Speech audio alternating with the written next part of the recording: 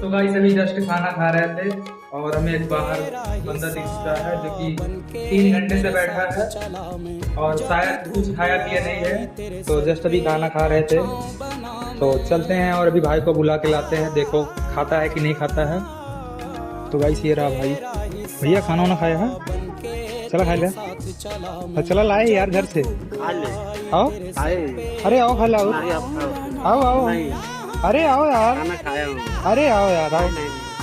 आप 3-4 घंटे से यहाँ बैठे हो। आओ चलो खा लो। घर पे बना है? घर कहाँ है आपका? किधर?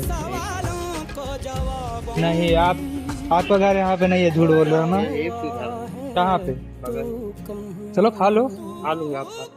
लेकर आए यहाँ पे, खाओगे हमारे साथ? रुको लेकर आ रहे हैं। खाओगे नहीं? अरे भाई समझ के खा लो यार। तो गाइस भाई